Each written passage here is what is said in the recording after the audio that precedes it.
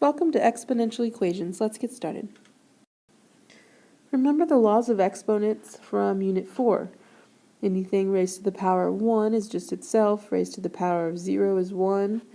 When you multiply terms, you add the exponents. When you divide terms, you subtract the exponents. Power to a power, you multiply the exponents.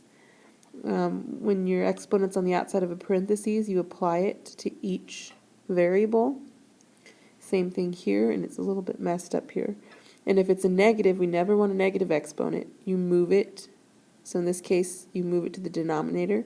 If the negative was on the denominator, you'd move it to the numerator.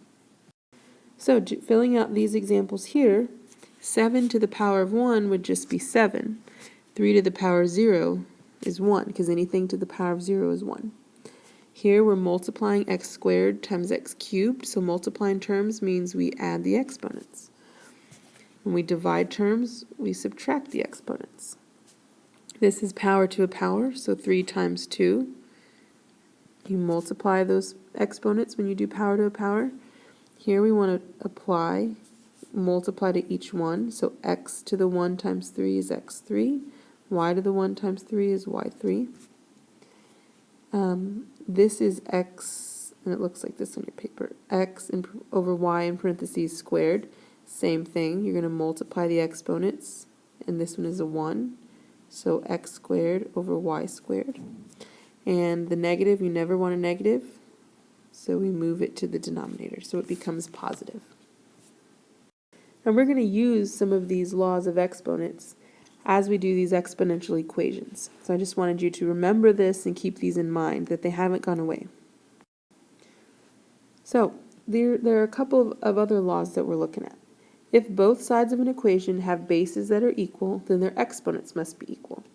So if you have an x to the power of a and an x to the power of b, then a and b must be the same. They're both an x, and they both have an exponent, and if they're equal, then they must be the same. A equals b. So for example, if you have 3 to the 5th power, and it's equal to 3 to the power of x, then x must be 5. So they both have the same bases, so they must have the same exponents. Here, if both sides of an equation have equal exponents, then their bases must be equal. So this is just kind of the opposite of this one. If a to the x equals b to the x. So our exponents are the same, but the bases have different variables. Well, a must equal b. So for example, x to the 4th is equal to 3 to the 4th. Then that means this x must also be a 3. Right? So 3 to the 4th equals 3 to the 4th. So that's how we found out what x is here. Now if you're trying to solve something like this, 2 to the x equals 8.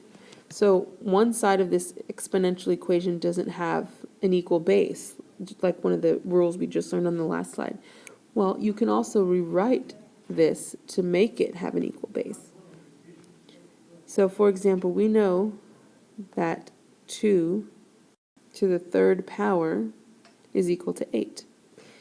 So instead of writing 8, we write 2 to the 3rd power equals 2 to the x. So x must equal 3. You can also, this is one of the ways that we're going to do it. But if you have 2 to the x equals 8, yeah, you can think, oh, 2 to the what power is going to equal 8? Well, it would be 3, and do it that way. But this is the way we're going to learn it. So here, 9 to the what power equals 81. You may already know that x equals 2, but using this rule, if we rewrite 81 to have the same base, so 9, and we know 9 squared is 81, so x must be 2. So it works that way. Now the other thing I want to talk about is that there are 2 ways to check your answers. One, you can always plug it back in. So in the case of this one right here, if we found that x equals 2, we could plug the 2 back into the x and see if it equals 81. And it does. So we would know that we got the right answer. The other way you can check it is to use the calculator. just like we did when we did rational graphs. You can put the left side in as y1, and the right side in as y2. And then you would go to your table. So we put this into the calculator, that was the first thing, and then we look at our table. And if you were to look at your calculator table, it would give you something like this. And it would have 0, 1, 2, 3, and then they'd give you values here. And what you're looking for, again, just like when we did rationals, is where y1 and y2 are the same. So they're the same when x is 2, which we got up here. So 2 ways to check. Make sure that you always check your equation. So using the rules we just went over to solve for x, we want to do these following problems. So let's start here. 2 to the power of what equals 32? Again, this is something that you may know or you may be able to figure out. But using the rule that we learned,